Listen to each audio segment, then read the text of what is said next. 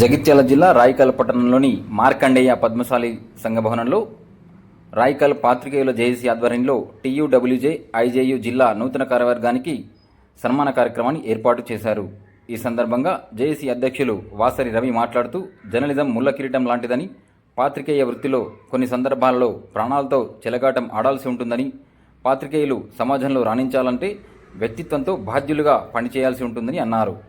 Raikal పాత్రికేయులకు accreditation card కల్పించడంలో TUWJ IJU నాయకులు కృషి చేయాలని కోరారు. జర్నలిస్టులకు డబుల్ బెడ్రూమ్ ఇళ్లను మంజూరు చేయడంలో, బస్, రైల్వే పాస్ సౌకర్యాలు కల్పించడంలో నాయకులు ప్రభుత్వంతో చర్చలు జరపాలని అన్నారు.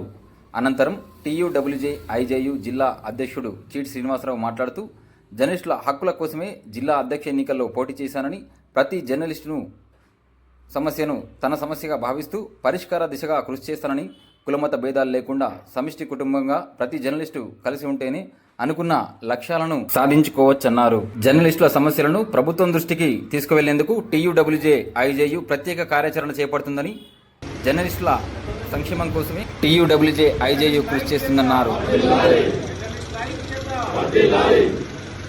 జర్నలిస్ట్ మన కరీంనగర్ జిల్లా వాసి ఎన్ వెంకటనారాయణ సార్కి ఒక అవార్డు ప్రదానం చేశారు. అంతకుముందు ఉన్నటువంటి గవర్నమెంట్లో అసలు జర్నలిస్టులకు ఒక రకమైనటువంటి సముచిత గౌరవం లేదనేటువంటి విషయం మనందరికీ తెలుసు. కానీ ఈ గవర్నమెంట్ వచ్చిన తర్వాత జస్ట్ 250 మంది మాత్రమే ఆ కార్యక్రమంలో ఉన్నారు. ఎందుకంటే లైవ్గా ప్రోగ్రాంలు ఉన్నారు. 2 రాష్ట్రాలను కూడా 3-4 సార్లు పడగొట్టినటువంటి జర్నలిస్టులు అంతా అందులో ఉన్నారు. ఆ ఒక సముచితమైనటువంటి గౌరవం వెంకటనారాయణ సార్కి ఇచ్చారు. తన ఎఫ్సిసి పాస్ట్ ప్రెసిడెంట్ కూడా వర్క్ చేశారు. సో అట్లాంటి ఒక 8 మంది దేశాధినేతల యొక్క ఇంటర్వ్యూస్ తను ఇండియా టుడే రిపోర్టర్గా ఉన్నప్పుడు 8 మంది దేశాధినేతల యొక్క ఇంటర్వ్యూస్ తను తీసుకున్నాడు. ఒక అద్భుతమైన వ్యక్తి వెంకటనారాయణ సార్ మన కరీంనగర్ జిల్లా.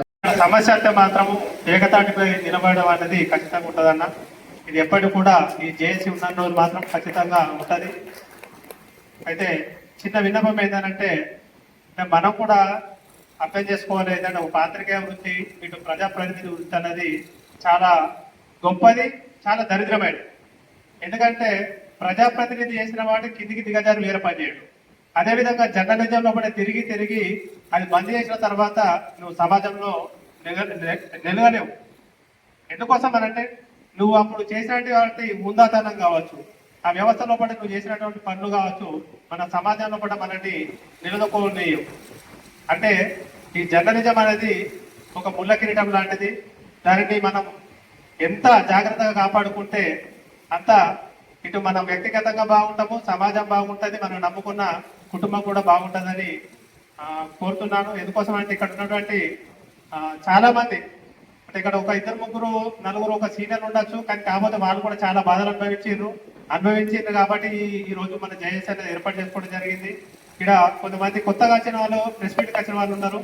అంటే వారు కూడా ఒకటి ఏంటంటే, ఈ వ్యవస్థ అనేది చాలా కఠినమైనది. దీనిలో కూడా రాణించాలంటే మాత్రము జాగ్రత్తలతోటి నిజంగా మనం ఈ రోజు మన అవసరాన్ని కూడా, మన ప్రాణాలను కూడా పనంగా పెట్టి ఈ జర్నలిజం ఫీల్డ్లో కూడా రాణించాల్సి ఉంటుంది. ఎందుకంటే చాలా కార్యక్రమాల్లో కూడా చాలా ప్రాంతాల్లో కూడా చూస్తున్నాం. ఎక్కడ చూడండి, ఒక అవినీతిని బయటకు తీసినా, లేకపోతే ఒక వ్యక్తికి అపోజిట్ గా పోయినా కానీ ఈరోజు దాడులకు పాల్పడుతున్నారు, లేదంటే చివరకు ప్రాణాలు కూడా తీసుకున్నారు. అంటే అంత దరిద్రమైన ఫీల్డ్ కూడా ఇది జర్నలిజం.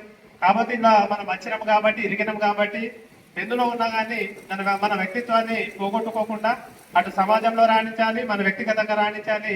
అదేవిధంగా మన కుటుంబం కూడా మనం ఆదుకునే విధంగా ఉండాలి. ఒక జర్నలిజం ఫీల్డ్ అనేది ఒకటే కాదు, దానికి అదనంగా కూడా ఇంకేదైనా వ్యవస్థ చేసుకుంటూ మన కుటుంబ పోషణను కొనసాగితే చాలా బాగుంటుందని ఆశిస్తున్నాను. అయితే ఇంకోటన్నా మా జేఏసీ తరఫున మీకు చెప్పదలసిందేనంటే, నిజమేనంటే మాకు మా సోదరులందరూ కూడా తలా ఇంత చేసేసి ఈరోజు జేఏసీని చాలా పకడ్బందీగా నడిపిస్తున్నామన్నా. అంటే ఎందుకంటే ఇక్కడ చేసినటువంటి కార్యక్రమాలు మీకు చెప్తే భవిష్యత్తులో కూడా మీరు ఏమైనా ఇంకా చేయాల్సినవి మాకు చెప్తారేమో అనే ఆలోచన కొద్ది మేము ముందు పెడుతున్నాము. గత సంవత్సరము నూతనంగా జేఏసీ ఏర్పడిన తర్వాత అందరి సహకారంతో, కొంతమంది మిత్రుల సహకారంతో కూడా ప్రతి ఒక్కరికి కూడా ఏ ప్రభుత్వ పరంగా కాకుండా మేము వ్యక్తిగతంగా పోస్టల్ డిపార్ట్మెంట్ పరంగా ఇన్సూరెన్స్ సదుపాయం కల్పించుకోవడం జరిగింది. అదేవిధంగా ఈ సంవత్సరం కూడా మాలో కూడా ఉన్నటువంటి ఒక మిత్రుడు, పాత్రికేయ మిత్రుడు, అతని ప్రోత్సాహంతో ఉండి కూడా నిన్నటి నుంచి అన్న రెన్యువల్ కార్యక్రమం కూడా కంప్లీట్ కాబోతుంది. 2 రోజుల కూడా దాదాపు మా దాంట్లో సభ్యులు 50 మంది ఉన్నారంట. చిన్న పెద్ద పేపర్లు, ప్రింట్ అండ్ ఎలక్ట్రానిక్ మీడియా అన్ని కలిపి 50 మంది సభ్యులు దాకా ఉన్నారు. వాళ్ళందరూ కూడా ఇన్సూరెన్స్ సదుపాయం కూడా టోటల్ 10 లక్షల వరకుతోటి పోస్టల్ డిపార్ట్మెంట్ అంతా కూడా ఏర్పించడం జరిగింది. అంటే ఎందుకోసం చెప్తున్నామంటే అన్న, ఇటువంటి అవకాశాన్ని మీరు ఎక్కడన్నా మీటింగ్ లో వెళ్ళిన కాడ చెప్తే వాళ్ళకు కూడా మనం లబ్ధి చేసిన వాళ్ళం అవుతాం, కుటుంబానికి మంచి చేసిన వాళ్ళం అవుతాం అని చెప్పేసి ఇది ఒక కార్యక్రమం అన్న. అదేవిధంగా ఇప్పుడు అన్న రాజు అన్న చెప్పినట్టు అక్రిడేషన్ వ్యవస్థలో కూడా చూసినట్లయితే ఇప్పుడు చాలా చిన్న పేపర్లలో కూడా, అంటే అన్ని పెద్ద పేపర్లో కూడా అవకాశాలు రావాలంటే అందరికీ రావు. ఎందుకంటే ఏ పేపర్లైనా అని ఒకటే జర్నలిస్ట్ ఉంటాడు, ఒకటే వ్యక్తి ఉంటాడు. కాకపోతే కొన్ని పెద్ద పేపర్లలో మండలు, అంటే టౌన్, రూరల్, ఇట్లా అగ్రికల్చర్, సంస్కృతి ఇవన్నీ ఉన్నాయి, చాలా ఉన్నాయి.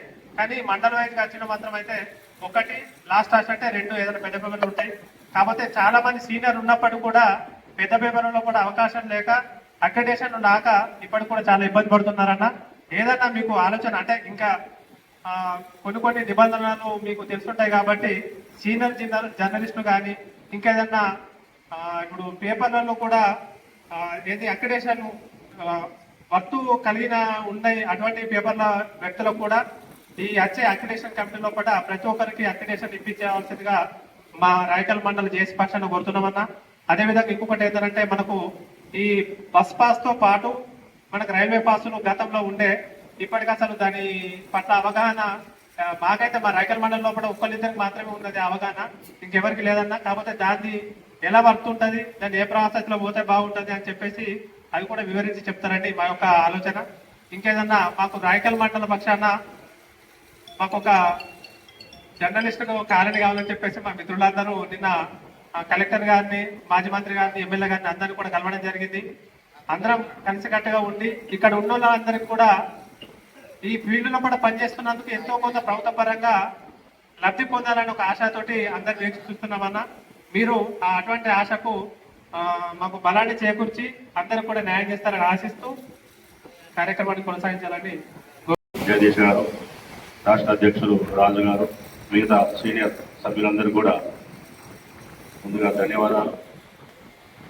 చెప్పినట్టు ఎన్ని సంఘాలు ఉన్నప్పటికీ జర్నలిస్టుల సంక్షేమం, జర్నలిస్టుల సమస్యల పరిష్కారమే ధ్యేయంగా వీరంతా ఒక జేఏసీగా ఏర్పడి ప్రతి సమస్యను కూడా మీకు మీరు పరిష్కరించే విధంగా కృషి చేస్తున్నందుకు ముందుగా రాయకల్ జేఏసీ సభ్యులందరూ కూడా ధన్యవాదాలు.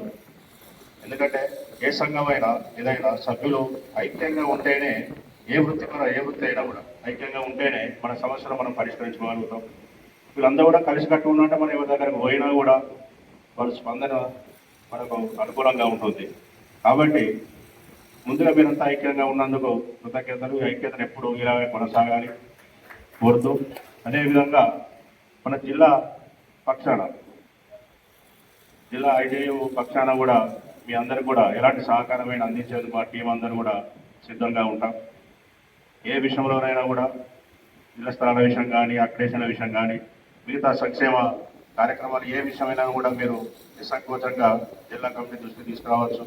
వాటి సమస్యలు పరిష్కరించేందుకు అందరం కూడా మీ వెంట ఉంటామని ఈ సందర్భంగా అంటూ మరోసారి మీ అందరూ కూడా కృతజ్ఞత తెలుపుతూ సెలవు తీసుకుంటున్నాను. కొట్లాట అంతా జర్నలిస్టుల సంక్షేమం, హక్కుల కోసమే కొట్లాట తప్పితే నేనేదో పదవులను కిరీటంలాగా భావించి పైరవీల కోసమో సంపాదన కోసమో కాదు, నా విలేకరుల హక్కుల కోసం కొట్లాడాలనే ఒక గొప్ప సంకల్పంతో మీరు రెండవసారి ఎన్నికల్లో నిల్చున్నా. మీరు నా మీద నమ్మకం ఉంచి అత్యధిక మెజార్టీతో గెలిపించినందుకు మీకు ఎప్పటికీ రుణపడి ఉంటానని, మీకు ఏ క్షణాన ఫోన్ చేసినా అందుబాటులో ఉంటానని, మీ సమస్యను నా సమస్యగా భావించి ఆ సమస్య పరిష్కారం కోసం కృషి చేస్తానని మీకు నేను మాట ఇస్తున్నాను. ఇకపోతే మీ రాయకల్లో యూనియన్ సంబంధించి సభ్యులు 22 మంది 23 మంది సభ్యత్వాలు ఇచ్చినాం. వాస్తవంగా ఇంకా అరుడైన వారు ఇక్కడ ఉన్నారు.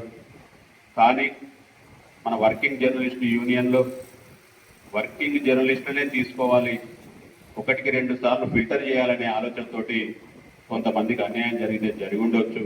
వాళ్ళందరినీ కూడా మనం మళ్ళీ పెడతా మళ్ళీ మిగిలిపోయిన వారిని తీసుకుందాం. మీరంతా ఒక యూనిట్గా ఉండి ఒక జేఏసీ ఏర్పాటు చేసుకొని మా విలేకరులకు ఏదైనా సమస్య వస్తే మేమంతా ఐక్యతను చాటుతామని చెప్పేసి మీరు ఈ కార్యక్రమాన్ని ఏర్పాటు చేసుకోవడం నిజంగా అభినందనీయం.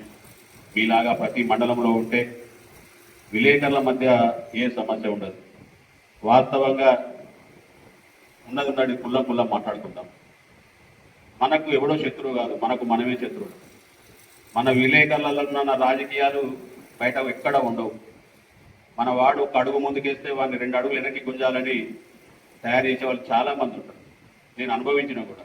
ఒక అడుగు ముందుకేసి మన విలేకరికి ఏదైనా సాయం చేద్దామంటే నా పక్కన ఉన్నోడే చెప్తాడు, అన్న వానికి ఏందన్నా, వాడు బయట మస్తు సంపాదించాడన్నా, వానికి నువ్వు సపోర్ట్ చేసినావంటే ఇక నీ అండ చూసుకొని ఇంకా బాగా ఎక్స్ట్రా చేస్తాడన్నా అని చెప్పేసి వెంటనే చెట్టు బట్టి ఎంతో గుంజే ప్రయత్నం చేస్తారు. కానీ మిత్రులారా, ఏదేమైనా మనదంతా పాత్రికేయ కులం.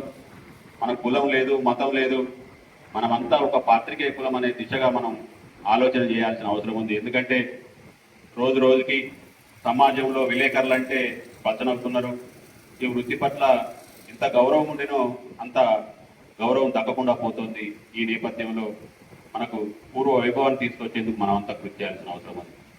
దయచేసి మిత్రులారా, జర్నలిజం అంటే ఏదో నామకే వార్తగా అమాసకో పుణ్యంకు ఒక వార్త రాద్దాం, ఎస్పీ దగ్గరనో, డిఎస్పీ దగ్గరనో, ఎస్ఐ దగ్గరనో, తహసీల్దార్ దగ్గరనో పైరవీ చేద్దామంటే ఇంకంతకన్నా దౌర్భాగ్యం ఏది ఉండదు. మిత్రులారా, ఈ వృత్తి అనేది గౌరవప్రదమైన వృత్తి. ఆ వృత్తికి మనం న్యాయం చేయాలి. మనం చిల్లర మల్లర పనులు చేసి జనంలో పంచనైతే, ఒక రిపోర్టర్ తప్పు చేస్తే రాయకల్లో వాడు కడుపుగాలి, వాడు ఏమంటాడంటే జర్నలిస్ట్ అంతా లంగలు దొంగలు అని చెప్పేసి వాడు బయట ప్రపకండ చేస్తాడు. నిజంగా వృత్తినే నమ్ముకున్న వాళ్ళకు కూడా చెడ్డ పేరు వస్తుంది. దయచేసి మిత్రులారా, మనకు మనం రియలైజ్ అవుదాం. మనకు ఎవరు చెప్పాల్సిన అవసరం లేదు.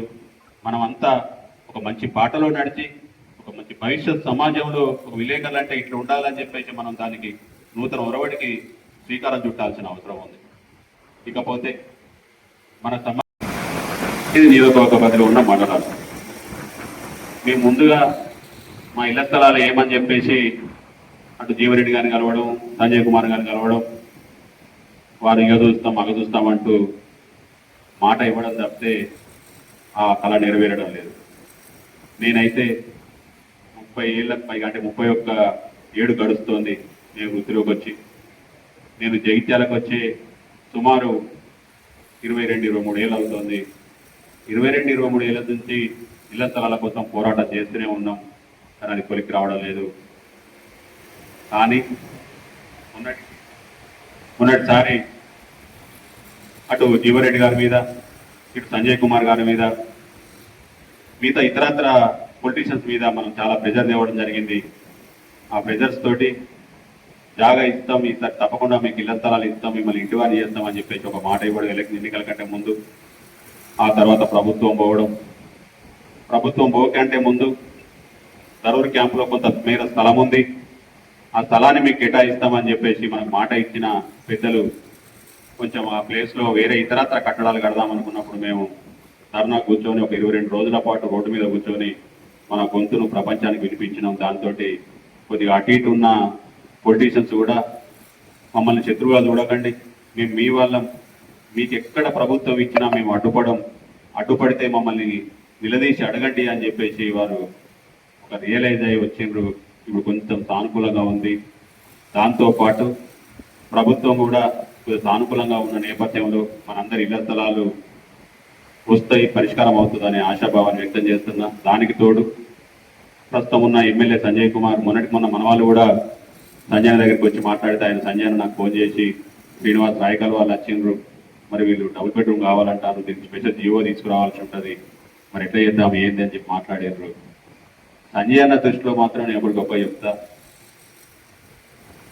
రాయకల్ మిత్రులు, సారంగపూర్, బీర్పూర్, జగిత్యాల మీ అందరికి ఒకేసారి చాప చుట్టినట్టు మీ అందరికి ఇళ్ల స్థలాలు ఇచ్చి నేను ఇచ్చిన అనే ఒక పేరు నిలబెట్టుకుందామనే ఆలోచనతో నేను ఉన్నాడు. ఈ నేపథ్యంలో మనందరం ఇంకొద్దిగా ప్రెజర్ చేస్తే వస్తుంది. మొన్నటి దాకా నేను 9వ తారీఖు నాడు గెలిచి 10 నుంచి ఇప్పటి వరకు నిజంగా చెప్తున్నా చాలా అదృష్టంగా ఫీల్ అవుతున్నా. 10వ తారీఖు నుంచి నేను మరుసటి రోజు నుంచి అన్ని మండలాలు తిరిగి నన్ను గెలిపించి నన్ను ఓన్ చేసుకున్న వాళ్ళందరికీ ప్రత్యేకంగా థ్యాంక్స్ చెప్పి ధన్యవాదాలు చెప్పుదామని చెప్పేసి ప్లాన్ చేసుకున్న. 20 మండలాలు తిరిగి అందరికీ ఒకసారి ధన్యవాదాలు చెప్పొద్దాం అనుకున్నా. ఒక 4-5 మండలాలు తిరిగి వచ్చేసరికి వర్షాలు కురవడం, దాంతోపాటు ఈసారి ఎందుకు కానీ మన ఎన్నిక అనేది చాలా బాగా వైరల్ అయిపోయింది. అంటే జనరల్ ఎలక్షన్స్ తలపించేట్టుగా మన ఎన్నికలు జరగడం, పోటాపోటీ ఎన్నికల్లో మనం మంచి మెజార్టీతో గెలవడంతో ఆత్మీయులందరూ మా శ్రీనివాస్ గెలిచిండు, మేం గెలిచినామనే ఒక సంబరంతో గత 15 రోజులుగా కంటిన్యూషన్గా, నిజంగా చెప్తున్నా, అది నేను అదృష్టంగానే భావిస్తున్నా, రోజుకి 4-5 పిలిచి సన్మానం చేయడం, ఇట్లాంటి కార్యక్రమాలతోటి నాకు సమయం దొరకక కొన్ని మండలాలు తిరగలేకపోతున్నా. ఈ రోజు మళ్ళీ రాయకల్ వచ్చిన, ఈ రోజు నుంచి స్టార్ట్ చేస్తున్నా. ఇంకొక 4 రోజులలో అన్ని మండలాలు తిరిగి వచ్చి అందరికీ ధన్యవాదాలు చెప్పి త్వరలోనే ఒక పరిచయ వేదిక కార్యక్రమం ఏర్పాటు చేసుకొని ఒక ఆత్మీయ సమ్మేళనం మనందరినీ కలుసుకొని మళ్ళీ ఆ వేదిక ద్వారా అందరికీ ధన్యవాదాలు, శుభాకాంక్షలు చెప్పాలని ప్లాన్ చేస్తున్నాం. విత్ ఇన్ 15 days లోపల ఆ కార్యక్రమం ఏర్పాటు చేసుకుందాం అనుకుంటున్నాం. మిత్రులారా, ఏ విషయమైనా మీకు ఏ సమస్య వచ్చినా మా శ్రీనివాస్ ఉన్నాడు అక్కడ, మా కోసం కొట్లాడతాడు, ఆ సమస్య పరిష్కారం అవుతుందనే ఒక ఆశాభావంతో ముందుకు సాగండి. మనం ఏదో అవుతుందా పోతుందా, ఈ విషయం అక్కడ దాకా పోతుందా, అయితే వాడిని పరిష్కరిస్తాడా స్పందిస్తాడా అంటే ప్రయత్నం చేస్తే కానిదంటూ ఉండదు. కానీ ప్రయత్న లోపం అనేది మాత్రం ఉండొద్దు. మొన్న వీళ్ళు మన మిత్రులు వచ్చినప్పుడు ఎమ్మెల్యే గారు మాట్లాడిన దాన్ని బట్టి కొంతమంది ఇక రావు ఇళ్ల స్థలాలు మనకు అని చెప్పేసి నొచ్చుకున్నట్టు తెలిసింది. ఇళ్ల స్థలాలు సాధించే పనిలో నిమగ్నం అవుదాం, దాన్ని సాధించడమే నా ధ్యేయంగా పెట్టుకున్నా. అవసరమైతే మళ్ళీ రోడ్డు ఎక్కుదాం. జగిత్యాల నుంచి హైదరాబాద్ వరకు ఎంత దూరమైనా, ఇంకా హైదరాబాద్ కాదు, ఇంకా హైదరాబాద్ దాటి పోవడానికైనా మనం సిద్ధపడదాం. మన బలం ముందు, మన బలాన్ని చూస్తే వాస్తవంగా మొన్న మేము జగిత్యాల ప్రెస్ క్లబ్ ఆధ్వర్యంలో కూర్చున్న కార్యక్రమంలోనే రోజుకు 4 కుల సంఘాలు వచ్చి మద్దతు ఇచ్చినాయి. మన దగ్గర చేతిలో రూపాయి లేదు, ఒకవేళ హైదరాబాద్ పోదాం, మంత్రులను కలుద్దాం, ముఖ్యమంత్రిని కలుద్దాం అంటే మరి ఎట్లా, ఈ దారి ఖర్చులు ఎట్లా అని చెప్పేసి మిత్రుడు మన ఉపాధ్యక్షుడు గడ్డల హరికృష్ణ ఒక ప్లాన్ చేసిండు. అన్నా మరి మనం రేపు ఏదైనా కనుకైనా డబ్బులు కావాలి, సరే మనం పోరాటం చేస్తాం, మనం గొంతు దించుకొని కొట్లాడతాం, మాట్లాడతాం కావచ్చు, కానీ మరి ఖర్చులన్నీ ఎట్లా అని చెప్పేసి అని ఒకసారి డిస్కస్ చేసి ఒక ఉద్యమ నిధి అని చెప్పి ఒక ప్లాస్టిక్ డబ్బా తయారు చేసి ఆడ పెడితే ₹1,00,000 చిల్లర ఉద్యమ నిధి వచ్చిందన్న. అంటే వాళ్ళు నిజంగా కుల సంఘాలు వచ్చి మద్దతు ఇవ్వడం కంటే మేము ఉన్నాం, మీకు దారి ఖర్చులు మేము ఇస్తామని చెప్పేసి ₹1,00,000 పైగా మనకు దారి ఖర్చుల కోసం ఇచ్చిరు. అవి అట్లనే నిల్వ ఉన్నాయి. వాటిని ₹1 కూడా మేము ఇతరత్ర ఖర్చులు పెట్టకుండా దాన్ని ఉద్యమ నిధిగానే పెట్టాం. అంటే మన పట్ల సమాజంలో కూడా ఒక మంచి భావం ఉన్నది.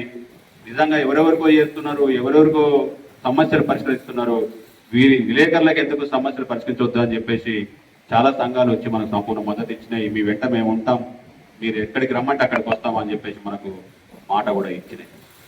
మన దౌర్భాగ్యమైన పరిస్థితి మనది. మనం ఎక్కడో చెట్టు కింద గూడు లేక నీడ లేక పిల్లలతోటి తావాదం చేస్తుంటే వాని కష్టం మన కష్టం అనుకొని ఫోటోలు తీస్తాం, వీడియోలు తీస్తాం, ప్రపంచాన్ని చాటి చెప్తాం. పాపం వీళ్ళు ఏం పాపం చేసిండ్రు, వీళ్ళకి ఏం పరిస్థితి, వీరికి నిల్దామంటే నీడ లేదు, అసలు వీరికి గూడు కల్పించేందుకు ప్రభుత్వాలు ఎందుకు సుముఖత వ్యక్తం చేస్తలేవు అని చెప్పేసి మనం కొంచెం చేసి వాని ఒక ఇంటివాణి చేస్తాం తప్పితే మనం అందరి కోసం తాపత్రయపడే, మనకు ఇల్లు లేదు, మన మధ్య ఇళ్లలో నివాసం ఉంటూ అనేక ఇబ్బందులు పడుతున్నాం. మనకు కనీస హక్కు అది. ఇందిరమ్మ రాజ్యం మాది, ఇల్లు లేని నిరుపేదలందరికీ ఇందిరమ్మ ఇల్లు ఇస్తామని చెప్తున్న సర్కార్ మన పట్ల ఎందుకు మరి ఆ వివక్ష చూపుతుందో అర్థం కావట్లేదు. ఇదే విషయాన్ని మనం ప్రభుత్వం దాకా తీసుకెళ్ళడానికి ప్రయత్నం చేస్తాం. మన యూనియన్ పక్షాన కొట్లాడదాం. మీ అందరి సంపూర్ణ సహాయ సహకారాలు ఉంటాయని చెప్పేసి నేను విశ్వసిస్తూ, మీరు నా మీద నమ్మకం ఉంచి ఇంత ప్రేమను చాటి, నిజంగా నేను 2వసారి ఎన్నికల్లో నిల్చోను, కొత్త వాళ్ళకి అవకాశం ఇద్దామనుకున్న సందర్భంలో మీరే ఉండాలి, మీ వెంట మేము ఉంటాం అంటూ నన్ను ముందుకు నడిపి నన్ను ప్రోత్సహించిన రాయకల్ మిత్రులందరికీ మరొక్కసారి పేరు పేరున నమస్సుమాంజలు ధన్యవాదాలు తెలియజేస్తున్నాను. మిత్రులారా, చిన్న పెద్ద అనే తేడా లేకుండా మనమంతా పాత్రికేయులు. పెద్ద పత్రిక, చిన్న పత్రిక, ఆయన బాగా అనుభవం ఉన్నది, నాకు అనుభవం లేదు కాదు, కానీ అనుభవం లేని వారు అనుభవం ఉన్న వాళ్ళ గురించి దగ్గర నుంచి చూసి వాళ్ళ అనుభవాన్ని నేర్చుకోవాలి. మేము కూడా అనుభవజ్ఞులం కావాలనే దిశగా ప్రయత్నం చేయాలి. పెద్దవాళ్ళు కూడా, ఈ అనుభవజ్ఞులైన వాళ్ళు కూడా అనుభవం లేని వారికి ఉన్న అనుభవాలను వాళ్ళకు వివరించి వారిని వెంటేసుకొని తిరగాలి, వాళ్ళని సన్మార్గంలో నడిపే ప్రయత్నం చేయాలి. దయచేసి మిత్రులారా, ఒక్కటి మాత్రం మిమ్మల్ని రిక్వెస్ట్ చేస్తున్నా, పాత్రికేయ వృత్తి అనేది గౌరవప్రదమైన వృత్తి. కానీ తమ్మిడి ఆదాయం ఉండదు. మీరు దీన్నే వృత్తిగా పెట్టుకొని జీవితాన్ని నాశనం చేసుకుందామంటే మాత్రం మనకు వేరే ఎవరు శత్రువు అవసరం లేదు, మనకు మనమే నాశనం అవుతుంది. దీన్ని పార్ట్ టైంగా పెట్టుకొని ఇతరాత్ర వ్యాపకాలు మనకు ఉంటేనే మన కుటుంబాలు వెల్లదీస్తాం, మనకి ఏ ఇబ్బంది ఉండదు. లేదు ఇదే వృత్తిని పొద్దున్న ఉదయం నుంచి లేచింది మొదలు అర్ధరాత్రి వరకు రోడ్ల మీదనే తిరుగుదామంటే మాత్రం మన కుటుంబాలను పనంగా పెట్టిన వారం అవుతాం. దయచేసి అట్లాంటి వాళ్ళు ఎవరైనా ఉంటే దీన్ని పార్ట్ టైంగా వాడుకొని తప్పితే ఫుల్ టైంగా వాడుకుంటే మాత్రం మీ జీవితాలు నాశనం అవుతావు, మిమ్మల్ని మన ఎవరు కాపాడలేరు. ఆ దిశగా మీరు ఒకసారి ఆలోచన చేయాలని చెప్పేసి రిక్వెస్ట్ చేస్తూ ఇంత మంచి కార్యక్రమాన్ని ఏర్పాటు చేసి, వాస్తవంగా నేను చాలా సందర్భాల్లో అన్ని మండలాలకు ఫోన్ చేస్తున్నా, అన్న మీరు ఎప్పుడు టైం ఇస్తారు నేను వస్తా. ఎందుకంటే నేను ఆల్ ఆఫ్ సడన్గా వస్తే ఒకరు ఉంటారు ఒకరు ఉండరు. మీరందరూ ఒక డేట్ అనుకొని ఒక రోజు అనుకొని నాకు చెప్తే నేను వచ్చి మిమ్మల్ని అందరికీ థ్యాంక్ చెప్పిపోతా అన్న, ఒక అరగంట నాకు టైం ఇవ్వమని చెప్పేసి అన్ని మండలాలకు రిక్వెస్ట్ చేస్తున్నా. అట్లానే అన్ని మండలాలకు వెళ్తున్నా. ఈరోజు ఇక్కడికి మమ్మల్ని ప్రేమగా ఆహ్వానించి మా వాళ్ళు అని ఓన్ చేసుకున్నందుకు మిమ్మల్ని అందరికీ పేరు పేరున ధన్యవాదాలు తెలియజేస్తూ మీకు నేను రుణపడి ఉంటానని మరొకసారి పేర్కొంటూ, మీరు ఏ సమస్య ఉన్నా మీలో మీరు అయ్యో ఆయన ఆ వర్గం ఈయనది ఈ వర్గం అని అనుకోకుండా, నేను ఏదైతే చెప్తున్నా నేను ఎవరి వర్గం కాదు అందరి వాడిని, మీలో మీకు వాడకుండా నన్ను టార్గెట్ చేసే ప్రయత్నం అయితే చేయకూడదు. దయచేసి నేను ఎందుకు చెప్తున్నానంటే కొన్ని మండలాల్లో అదే ఎఫెక్ట్ అవుతుంది. కమ్యూనికేషన్ గ్యాప్ తోటి లేదు సీనన్న శంకరన్న మనిషి, శంకరన్న అంటే నాకు నచ్చదు కాబట్టి శంకరన్న మాటనే సీనాన్ని వింటాడు కాబట్టి నా మాట వినడు, నేను ఆయన దగ్గరికి పోతే నాకు న్యాయం జరగదనే అపోహ మాత్రం అవుతుంది. నేను అందరి వాడిని, అందరి కోసం ఆలోచించేవాడిని. ఎన్నికల వరకే విభేదాలు రాజకీయాలు, ఎన్నికలు అయిపోయినాయి. నా ఎజెండా ఒక్కటే, జర్నలిస్టుల సంక్షేమం, హక్కుల కోసం పోరాడడం. మీరు ఎవరైనా రావచ్చు, ఏ సమస్య అయినా నా ముందు ఉంచవచ్చు. నీకు ఒక్కటే రిక్వెస్ట్ చేస్తున్నా, మన మిత్రులకు ఏదైనా ఆపద వస్తే